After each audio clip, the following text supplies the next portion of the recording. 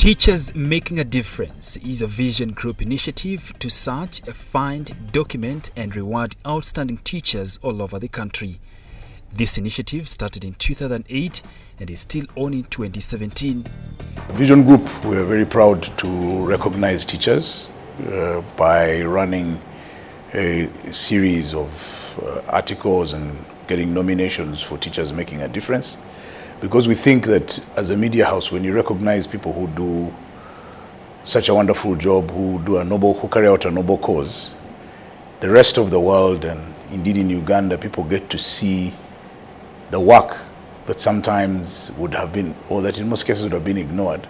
So, which is why we invest time and some resources to bring out the work of teachers, not just celebrate them, but also to inspire others and to generate a respect for the work that teachers do. Over the years, the Teachers Making a Difference project has built partnerships between the Irish Embassy, Trachea and the Vision Group. In 2017, Simba Travel Care joined this partnership. The idea of rewarding teachers resonates with many since they can relate with the teaching profession at a personal level. Muyingo is a teacher, the wife is a teacher, the firstborn is teaching. My best friends are teachers. It's therefore a great pleasure for me and an honor to be part of this great function. I come from a family of teachers. My grandfather was a secondary school teacher all his life. My father was the headmaster of a vocational school, and my eldest brother followed in the family tradition and became a teacher also. Between the three generations, they served for over 130 years in total as teachers. As Vision Group, this is very special to us. It is part of our corporate citizenship. We take it very seriously that as Uganda's by far the biggest media house, we take it as our responsibility, one of them being Ugandans making a difference. We take them very seriously. Development journalism is very expensive. It's not journalism that makes page one. So though it is important, it catapults development, it is difficult to invest in it consistently. So from 2013, we rejuvenated the project again, and we were consistent, but still skipped 2015 because we couldn't find the funds. That's why we are so grateful to the Irish Embassy, to Simba Travel Care, and to Trachea for making it possible this time round. Uganda is rated second worst in the world in terms of kind of simple math. So 75% of children at P3 level were not able to subtract 17 from 46. And 60% of children at P2 were not able to read a single word. So the challenges are out there, and I know that the teachers themselves around Uganda have lots of challenges, whether we talk about inadequate facilities or the pupil-teacher ratios or the accommodation for teachers that needs improvement. But I think the teachers we have here are the examples, are the role models for other teachers. They are showing the way how it should be done. Finding the winners was not an easy task. The first step was to get the public to vote for the person they think is a good teacher and why. Over the years, we've been able to recognize over 50 teachers, but we've also been able to tell very many stories of the different teachers who don't necessarily win awards, but who are candles and stars in their regions. This year, we received over 600 nominations, actually 620. This is up from 100, the 100 we received last year. So it shows the interest, the immense interest in just 1 year. We were able to profile 22 stories in the new vision. I think we can do better, and I pledge we shall do better. Obviously, with partners like the Irish Embassy, I'm sure I'll be reporting over 100 profiles next year. The Vision Group used their wide network of journalists from the regional and local publications to follow up on nominated individuals, research on them, write and publish their stories. Our intention was to really look at pre-primary, primary, secondary and vocational institutions. And it had to be with both government and privately owned schools. We went for individuals that were doing extraordinary things. 22 stories were written profiling outstanding teachers. Many headlines were truly inspirational, proof that there is hope in the education sector. For the judges, this was a really tough decision to make. Nevertheless, it helped to have a selection criteria to look out for. When we talk of all-round teacher, we are referring to that unique teacher who is very innovative, whose ability to use limited resources is quite high, one who works with the community to bring change in the education system, and one who makes contributions to encourage the community to make contribution in changing what children learn, one who involves children in co-curricular activities, and one who is very good at imparting knowledge and skills to the children. I think the greatest lesson is that there is a lot of talent out there that just needs a little bit of stimulating to be tapped into. The campaign demonstrated that actually teachers are full of innovation. While they face lots of challenges, but they are teachers who have not sat back and resigned to fate. 2017 has specifically been a good year for teachers. Besides the fact that the public participated more, the prizes were bigger and better than ever before. Each of the 12 winners today shall receive 1.5 million shillings. Last year, each of the winners received 1 million shillings. And when we started this competition in 2008, each of the winners received 100,000 shillings. So we are improving, we are getting better every year. The Embassy is delighted that the 5 winners and the journalist will have the opportunity to visit Ireland in order to learn from and share learning with Irish teachers and educators. I know that the context in Ireland and Uganda, in particularly the availability of resources, is very different. But I also know that teachers across the globe have much that unites them. Most of all, a commitment to equipping well the next generation with knowledge, skills, confidence and hope for the future. Well done to the Vision Group for seeing this thing about the role models, so the teachers, the farmers, other things. I read about those in the Vision regularly. I think it's a great initiative in terms of to show things. We have an approach to do with case studies. It's a similar kind of thing. You show how things are rather than just talk about them. In many other fields, but particularly in education in this country, for which we are grateful. Your Excellency, the Ambassador, thank you for not just participating in this, but taking your time and a number of your staff coming to be with us today. Please extend our thanks, not just to the Embassy, but to the Irish people.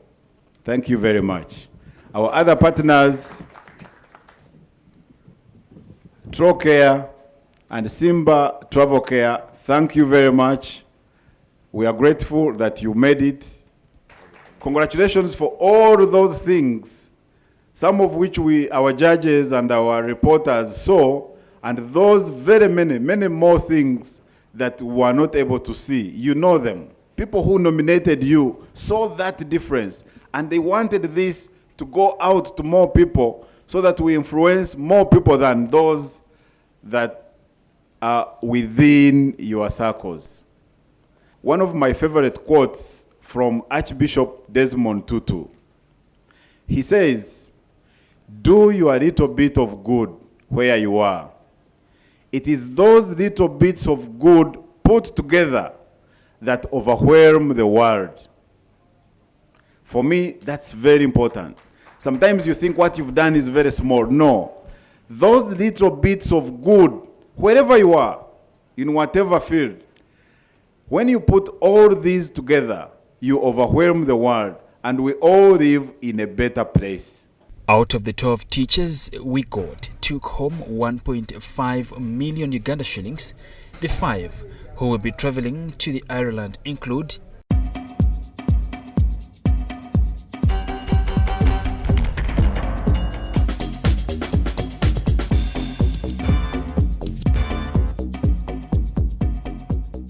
Angada Emmanuel is an outstanding ICT teacher at Lira Town College, Lira District.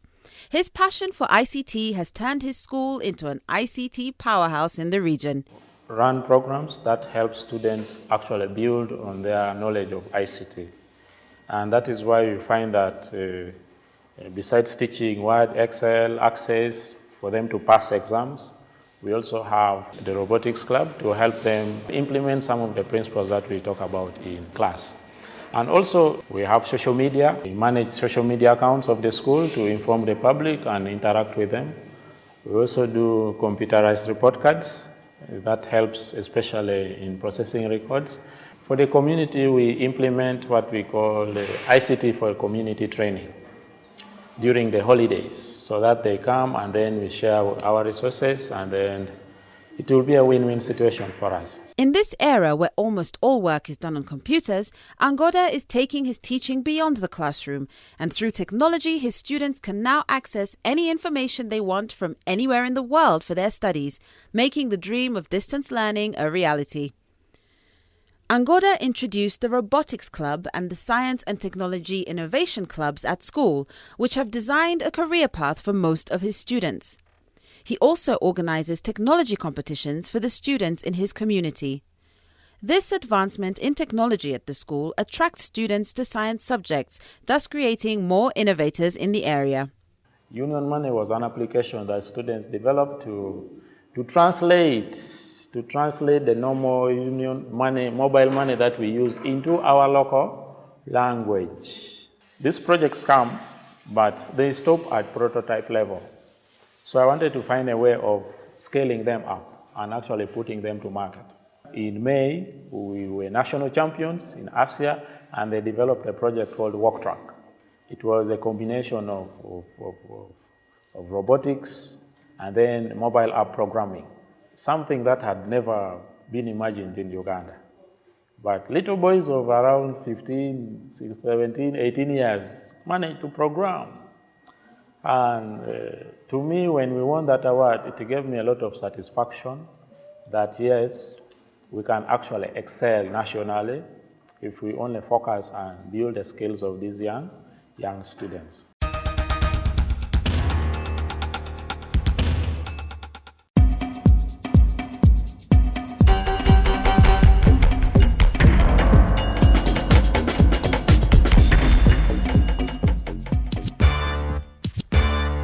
Akwi Mary Goretti, the deputy head teacher of Nachivale Secondary School in Isinjiro district, set up a banana plantation and poultry project to support those who could not afford school fees. As the school is located in a refugee settlement, her aim was to enable needy and refugee children to stay in school.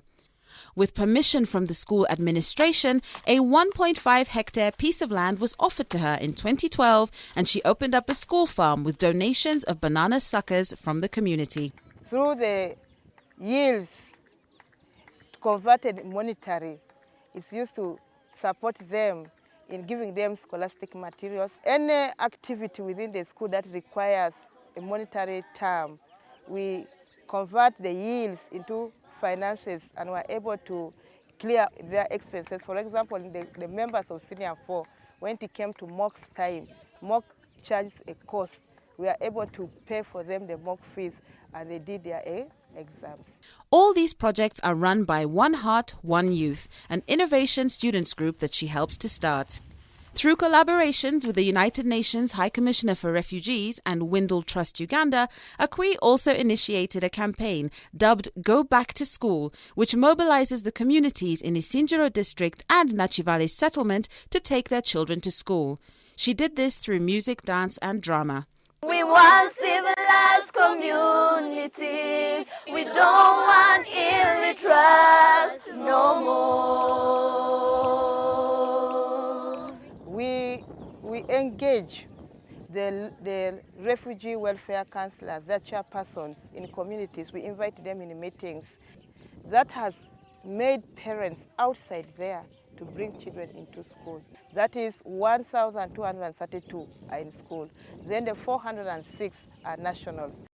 It is no surprise that the head teacher, Lugemwa Huzairu Ali, was at the forefront of nominating Akwi Mary Goretti for Teachers Making a Difference as an icon to Nachivale SS and a pillar in helping the community as a mother, teacher and professional. As I was reading I always buy newspapers, the Gazette for New Vision. I read that article that they are searching for an exceptional teacher. I read through whatever they needed, and it was part of Goretti.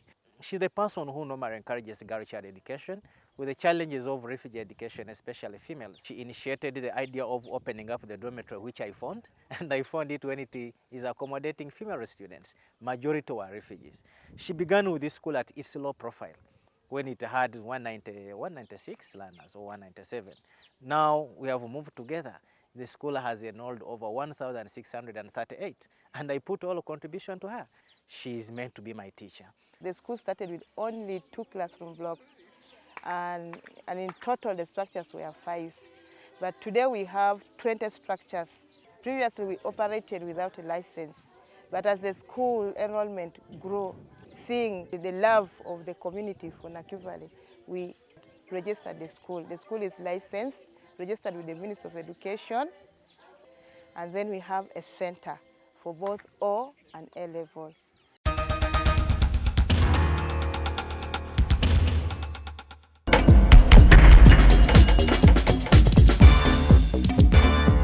In many schools in Uganda, sports always comes after academics. This, however, isn't the case with Victoria Junior School in Namutamba district, a school founded by Prosi Muyinda. Muyinda is a shining example of what a teacher with transformative ideas can do. She has put her school in the limelight through sports such as netball and football and through music, dance and drama. There was a gap in Namutumba. The schools which were there also focusing on academic. For us, we believe that a normal person, when you sit in class from 8 to 4, the brain is already tired. So we encourage these students to go for extracurricular activities so that they can refresh their minds. And we are looking at a whole child, developing a child holistically in all aspects. We also do art and technology. And even we encourage our children to grow crops. Like we have school gardens around. We encourage them to plant fruits. Which fruits? We teach them to respect those fruits until they are ready. Then we supply them. The children eat the fruits and the vegetables they grow. Muyinda has been at the forefront of championing girls' education in Namutumba. She lobbied for scholarships through the Peace for Paul Foundation in academics, netball, drama and music. Nakisita Maria, a talented pupil at Victoria Junior School, testifies.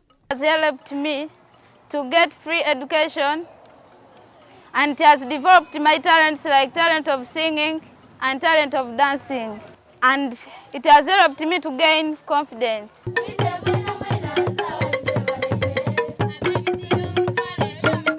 Since 2004 up to date, we have children in Division 1 and 2. Then the best performers, you get some scoring 4 aggregates, 5 aggregates, and they appear in the newspapers. I've also encouraged the community to bring the children to this school. Like when you look at the Mutumba community, we have over 400 coming from within Namutumba. Then other communities, like outside Namutumba, those children who are in boarding, they are over 20. Muyinda believes that the excellence in sport provides a conducive environment in which pupils can achieve their full potential while also developing their talents and competencies to prepare them for a rapidly changing world.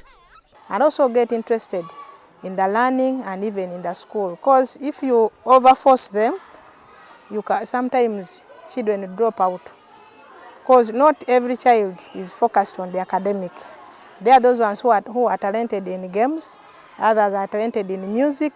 So that's why we encourage extracurricular activities. We have excelled up national level, and we even came back with a national shield.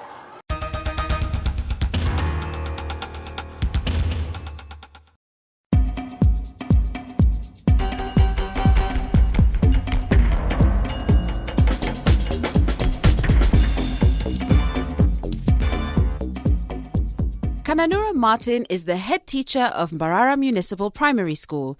He has worked so hard to make his UPE school beat all the private schools in the area in academic performance. He joined the school 14 years ago and has since increased the enrollment and improved performance. Kananura agreed with parents to contribute some money to supplement the capitation grant, and there is proper accountability for the money, which helps the development of the school. For the last 10 years, we have been having over 3,500 pupils. And the biggest number in this school is of girls. You know, the girl child education. Surprisingly, this school has always been with girls beating the boys for all the time we have spent here. So girl child education is being encouraged, and I feel that is a very, very big achievement. Employment. We now have 200 staff members. So giving a salary to 200 teachers, both teaching and non-teaching staff, is also a very big achievement. Staff quarters, they are also behind there. It is a storage flat, and all this has been done by our parents. He encouraged his teachers to form a circle where they pool money to use in case they get financial problems. He has made a difference. I, for one, am a parent, and I've been paying school fees for my children up to university level by the help of that staff development project. And because it is there, we are satisfied, and we work for that satisfaction. Of course, when you are financially okay, you are happy, and when you are happy, you work for the best. That's why our results are always the best. I would say the staff is very well motivated. The school has improved in sports and has represented Western Uganda at various tournaments. It has also competed favourably in music, dance and drama at the national level. For example, we have a day put aside for sports, and pupils compete at class level. Nursery pupils, P7, P6, but that is a day every time. Another one is scouting. We even represented this country in the East African Scouts competition in Tanzania. Kananura started a training centre at the school where pupils are trained in various skills like baking, tailoring and knitting. On top of the 4 compulsory subjects in primary school, pupils are allowed to voluntarily sit for skills and vocational examinations. So far, 100 pupils have registered to sit for the exams set by the Directorate of Industrial Training. When you visit our vocational center, you look at all these things, and the pupils enjoy it so much. The issue of skilling Uganda, I feel is very, very important. We have applied for accreditation so that this one becomes a center for vocational skills training. We are training job creators, not job seekers. So this is our major target. With all these accomplishments, it is more than evident that Kananura Martin is exemplary, hardworking and professional.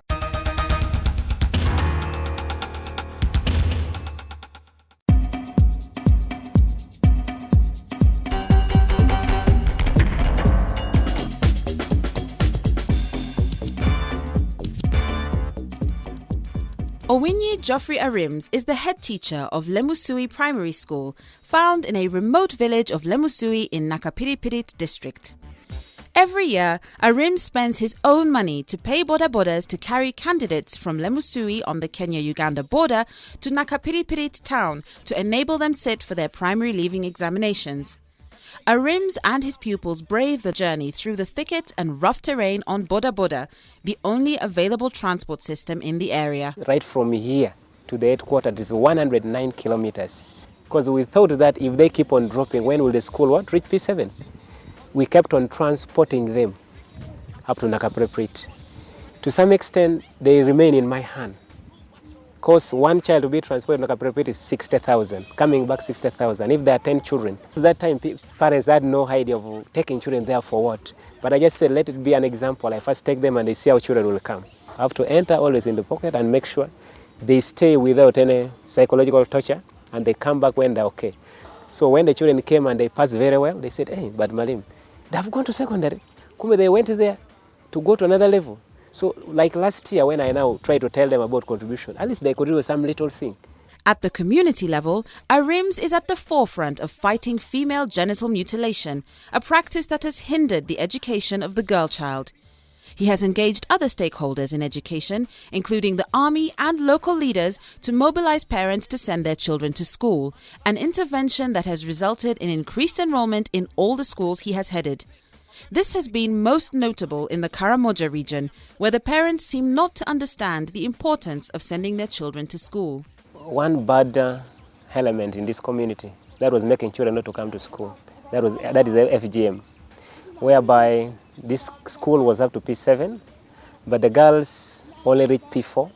When they reach P4, they are married off to the old men who have very many animals. And this girl is just as old as somebody of 10 years, 11 years. Then at last we came to an agreement that whoever mutilates has to be arrested. There were 2 girls who were mutilated by their mothers. So when we came to know, the police arrested them and they were taken to prison. So that one marked the end of what? Of the mutilation. So they were the example to others. My SMC chairperson was the best surgeon. So she has stopped, she brought the girl to school, and that is the girl who got high second grade last year.